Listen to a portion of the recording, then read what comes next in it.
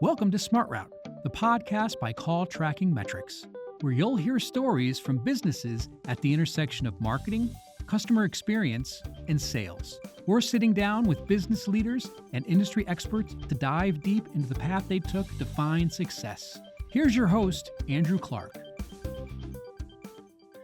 Hey everyone, this is Andrew Clark, your host of Smart Route Podcast, back with another episode today. And I'm sitting down with Preston Powell, who's out of Austin, Texas, and also a current Call Tracking Metrics partner and customer.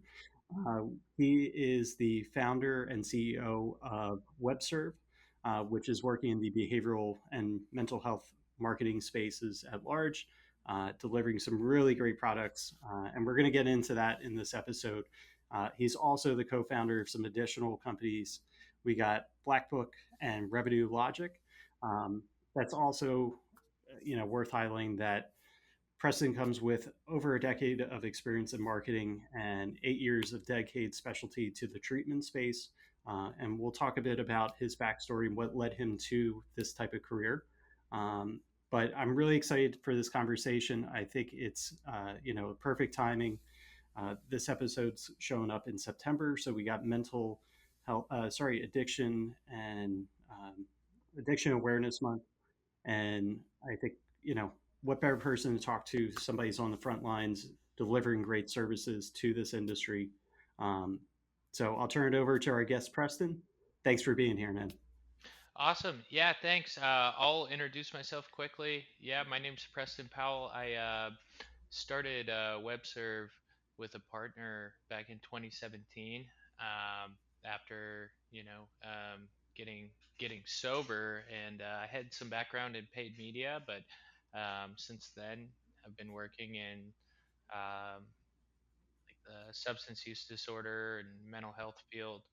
Um, and over that time, the the world's changed a lot. We had just a different reality at the beginning. We had a couple weird hits along the way. We went through COVID and then kind of the rise of AI. So it's been a wild ride, fun, exciting time, and then navigating all of the complexities with uh, healthcare regulations and things like that. And trying to build the best agency in the world for a very specific kind of client. That's great. And, I'd love to delve a little bit deeper. And again, as much as you'd like to share with listeners a bit of your personal backstory and what led you to this career path. And you've already shared some of this with me initially when we connected, but could you share with listeners about that? Yeah, absolutely. I'm a pretty open book, but I got sober in 2017.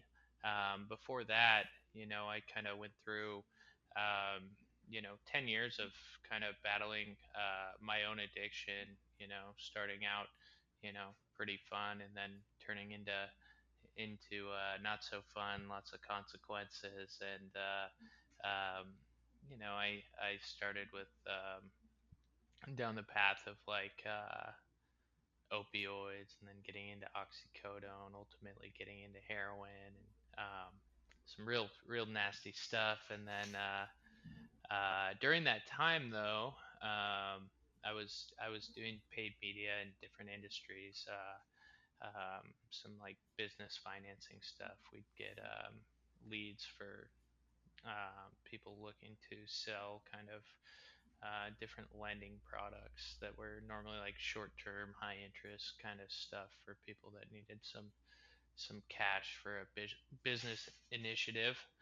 So that was a really competitive market, but I personally couldn't really keep it together that well, and I Mhm. always kind of wanted to get my own thing started. So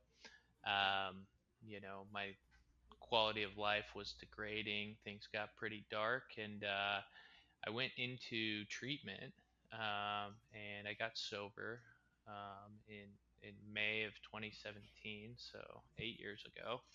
Um, and then I got a job at a billing company, medical billing company that worked with these treatment centers, and got a better understanding of like the revenue cycle and how the insurance billing and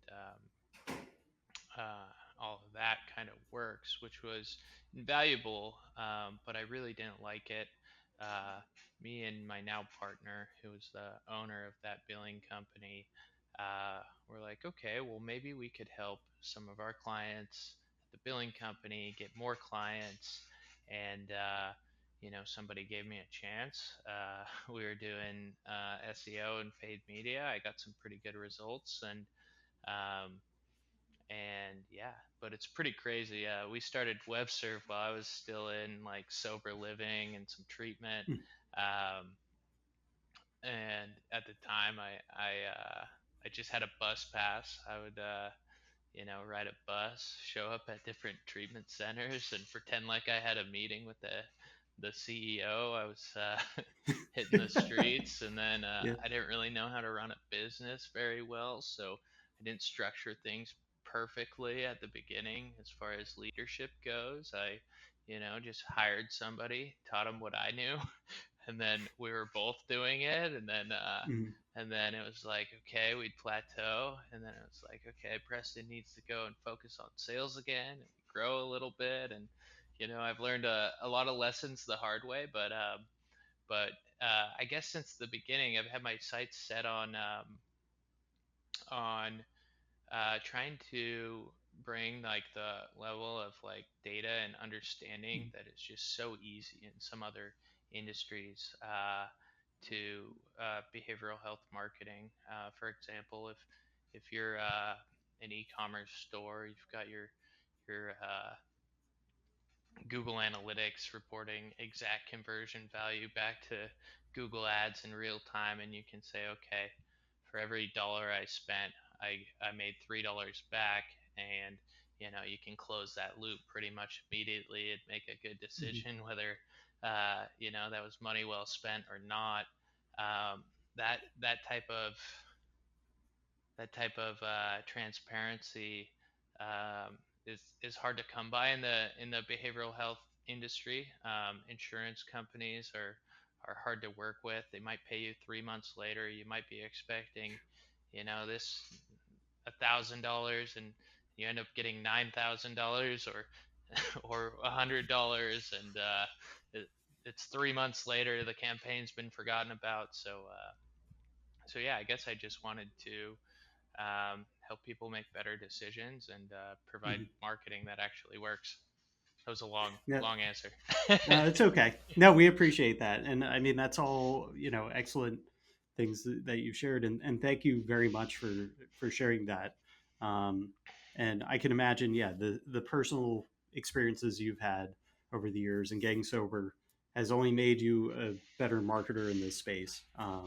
And something we also touched upon when we initially connected is about some of the things that you try to bring to the business and those businesses you're working on behalf of, that in particular, helping these treatment centers grow ethically and sustainably. um, what could you elaborate a bit on that, and like what does that look like when you're helping a center grow? Yeah. So to understand the basis behind or well, to understand uh, I guess ethical marketing, you got to understand some of the unethical stuff that kind of plague the treatment industry. So uh, the treatment industry kind of uh, boomed when Obamacare kind of came into effect, and there was something called mental health parity, meaning that Yes. if Hmm. insurance was going to cover medical services, they had to cover the behavioral health services that they most of the time used to not cover at all, but equally. So all of a sudden, overnight, they have to provide all these benefits. These treatment centers start coming up and regulations kind of trail. So people were doing all kinds of crazy stuff. They were, working with marketers that are referred to as like body brokers that would basically sell a patient to a treatment center for a flat rate, uh, and um, that brought in all kinds of issues. There was, patients being paid money to go to treatment, and all kinds of crazy stuff. So um, uh, we do marketing and for treatment centers like to build their brands. Hmm. Like it's all branded. People know who they're interacting with, um, and and basically that's seems really simple, but it's different than the way that it used to work. Now there's been a lot of regulations, and that stuff's not so widespread and rampant. But um, yeah, when we started in 2017, I think the body brokering, that kind of marketing was very widespread, and then California came out in 2018 and made it like expressly illegal. Hmm. It was already, you know, illegal under some like federal statutes, but there was really no enforcement. So anyways, yeah, we run paid media campaigns, SEO campaigns on behalf of treatment centers that should be sustainable, um, and I try to work with people that that do good work Hmm. as much as I can know that's the case. Yeah. But on top of anything, I try not to do any harm. I mean, this Sure. helped kind of save my life, and and it's an awesome service. Unfortunately, most people that do go to treatment deal with relapse, but at least it can put them on the road to recovery, and recovery is super common these days. Hmm. So hopefully, we can keep people who are struggling alive long enough, and eventually they'll recover. Right. No, absolutely. And, I'd love to hear a little bit more about some of these common challenges that you see across the companies that and centers you're helping. I know you talked about kind of this body brokering, which is eye opening and like wild to me. But yeah, what are some of the challenges that people are facing when trying to run a center? I can imagine just the volume could be part of the issue, but um, yeah, Yeah. from your standpoint. Well, um, it's really interesting when they're funded by insurance, because to take an insurance policy in network, you have to get a contract with that provider. Some centers are all out of network. Um, one insurance policy might pay 5 to 10 times more what the next one will, and so having a good understanding of what you're likely to be reimbursed Hmm. um, going into it is very helpful. And then it's the highest paying policies. There's like very limited number of them, and there's a lot of competition for people looking for them. The volume's not that high, and so it becomes really expensive. I have a lot of clients that are, uh, spending six figures, three, $400,000 um, to generate, 30 to 50 patients a month. Hmm. So that's pretty crazy to me. And then there's pockets in like middle America where you can just like put up a website and there's no competition, and you can just fill a center very easily. There's nuances in different states regarding regulations. In California, uh, rehab looks completely different than it does here in Texas. Hmm. Um, there's like you'll get a license for like 6 beds in like a residential neighborhood at a house essentially. Here in Texas, there's a lot of campus style, like few acre properties that's got 30 people on the same property. Hmm. But then there's usual and customary reimbursement rates, um, like in Texas, they normally per patient get about a third what they could in California, but their costs are lower because they can Right. have similar number of staff for a higher number of patients. Mm. And this leads me to questions around what you're doing currently with Webserv and these other companies that you've co-founded. What what does that look like for the customers you're serving? What things are you bringing to the table that set you apart from other marketers in this space? Yeah. The biggest thing I would say is an understanding of that reimbursement data. So we have a company called Blackbook. Their website's blackbookdata.io. We've been aggregating reimbursement rates for all of the clients that we bill for through our billing company, Revenue Logic. Mhm. Um, and we've gotten other sources of this reimbursement data, but basically people can get a pretty good understanding of what they're going to get paid before like accepting a patient, so that they know if the patient's going to have to contribute a lot of cash, or if insurance is going to cover the whole thing, and what that looks like. So it's kind of like a business intelligence tool, just helps people make better decisions on the admission side. And then the billing company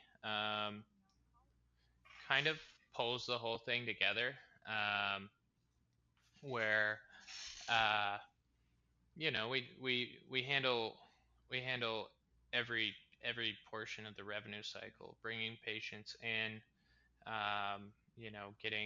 getting authorizations from the insurance company, to billing and collections, and follow up, and we can kind of close that loop, and we can say, Mhm. hey, this campaign resulted in 3.4 return on ad spend, and we had a pretty good understanding of what that would look like on day one, uh, rather than yeah. So it's the data, and then also we connect, using systems like call tracking metrics.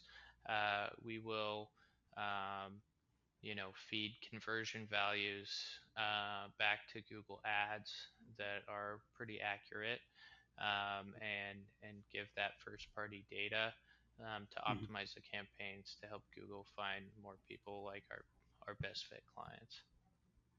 That's great to hear. And, I'm curious to hear about some of these lessons learned that have come out of running these companies over the years.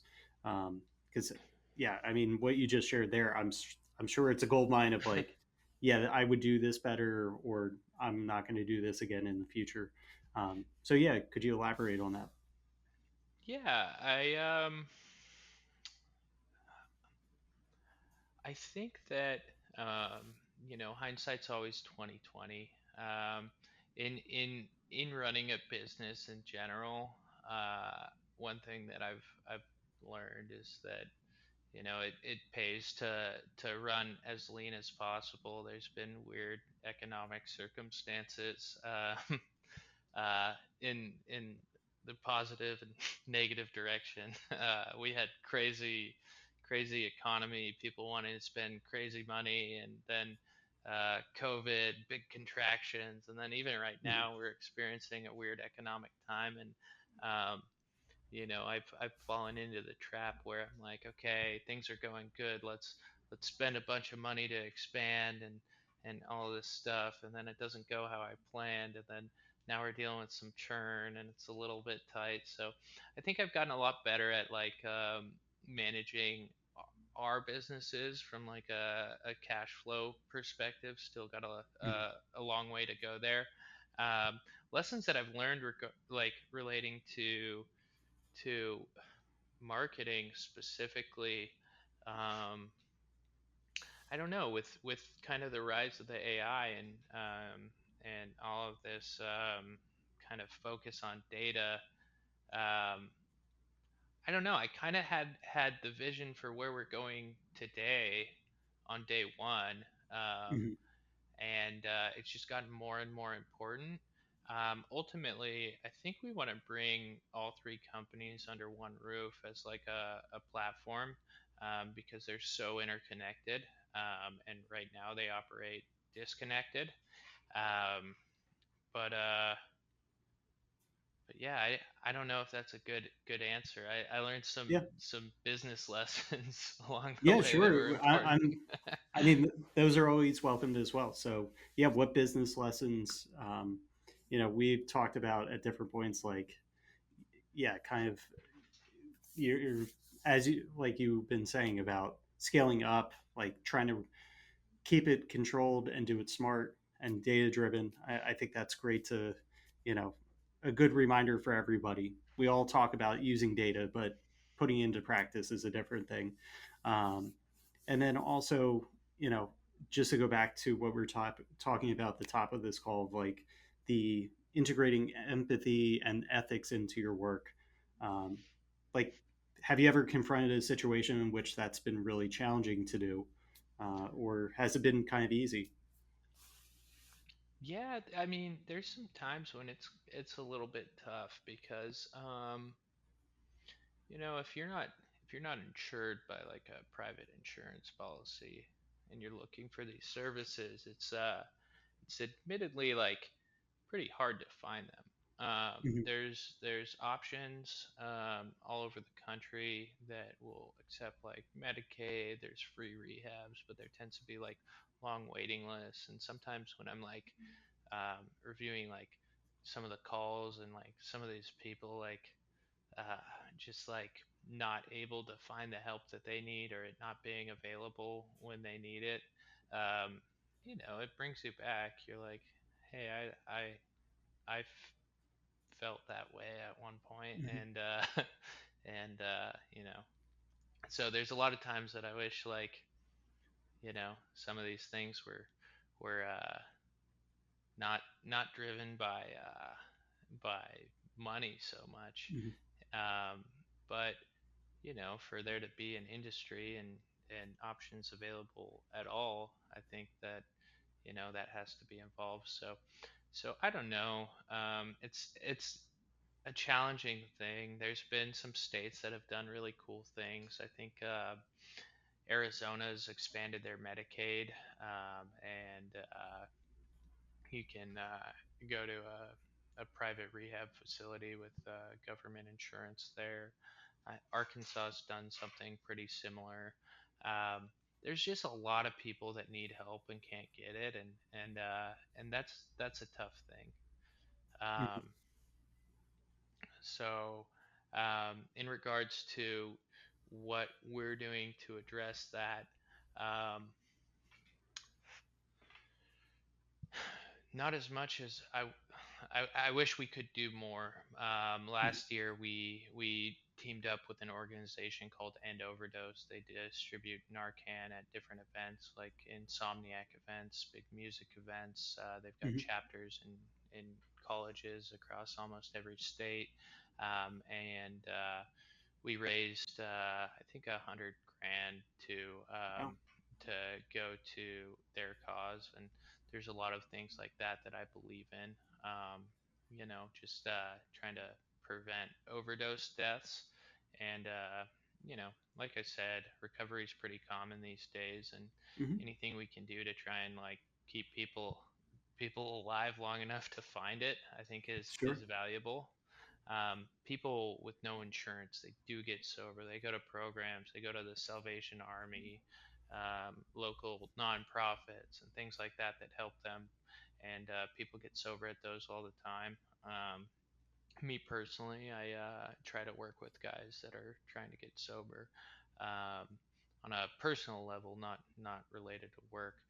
Hmm. But at work, we're trying to make these businesses as sustainable as possible and helping them help as many people as they can, knowing they can't help everybody, and that's kind of a bummer. Yeah, no, absolutely. And um, I think what you're doing is very noble. And it's great to hear that the companies are also involved on kind of the nonprofit, local level as well. And we're very familiar with similar organizations up here in Baltimore. Um, just given, the city's history and struggle with opioids in particular over the years. So, um, I think it's a nationwide uh, issue that a lot of us in the listenership can probably see firsthand if we look around. Um, and we'll be sure to link in the episode notes to these different organizations for anybody that's seeking them out. We want to be part of the cause and help people find the treatment they need. And to as we're getting ready to kind of wrap up the episode, I'd like to end it on a slightly upbeat note. And I think you, of all people, would have some great advice to people entering the marketing field. Like, what should new marketers be looking to do? Because I do feel this is a very specialized industry you're working in, but still, you got advice for people all over. So I believe in working in a specialized industry, just because um, if you're a new marketer looking to start a marketing agency, it becomes way easier to be the very best thing for a small group of people than it is to be um, the best for anybody out there. And so that's given us a competitive advantage. I've been able to build our service offerings around like a very deep understanding of this industry, and how it works.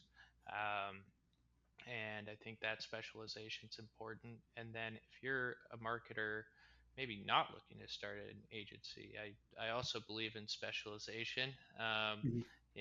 If you really like paid media, if you like social media advertising, or you like SEO, try a bunch of things, find something you really like, and specialize in that, because it makes you a lot more valuable. We've structured our teams around specialists, um, and I think it works better than some of our clients that have kind of like a marketing manager, jack of all trade guy. They might be able to offer a service for a little bit less money, but when when you get to that point where people are spending big money, they like really need specialists because I think there's nothing more expensive than a cheap marketer. Yeah, for sure. No, that sounds awesome, and thank you for those tidbits. Because our listenership does include people just starting out in this field. We're not all seasoned veterans, but thank you, Preston, for your time. And yeah, like I said, we'll be sure to link out to some of these different organizations and what you're up to currently. And thank you again to our listenership. Without you, this show doesn't exist. So thanks for being subscribers and listening every episode, and we'll see you next time. Take care. Thanks for tuning in to another episode of Smart Route Podcast. Share your favorite takeaways with us on Twitter at Smart Route Pod. Smart Route is brought to you by Call Tracking Metrics, and you can find more at calltrackingmetrics.com/podcast. Follow along for ideas and conversations that will inspire your own business path forward. Speaking of smart paths, are your marketing, sales, and service teams on the same page? In today's remote world, it's easy to get disconnected. Call Tracking Metrics can help. We empower smart marketing teams to determine the best route for campaigns by showing exactly which ad campaigns are driving conversations that convert. Operational teams can use that data to automate call flows and power contact center success. Visit calltrackingmetrics.com to see why more than 100,000 customers around the globe trust Call Tracking Metrics to manage communications for their marketing, sales, and service teams.